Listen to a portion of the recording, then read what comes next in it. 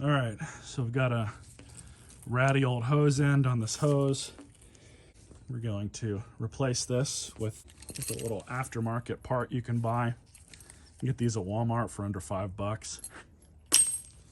So we're just gonna cut this end off, just like that.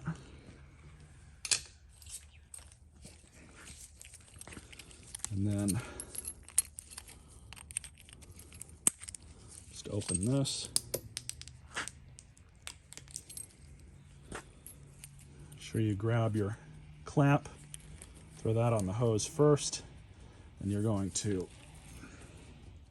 stick that on through. And for this particular piece, it's I believe this is an 8mm, 6mm. So you can use a ratchet, but I like to use an impact.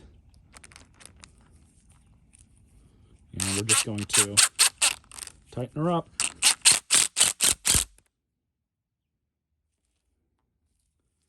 And that's it. Super simple, saves you from having to buy a brand new hose.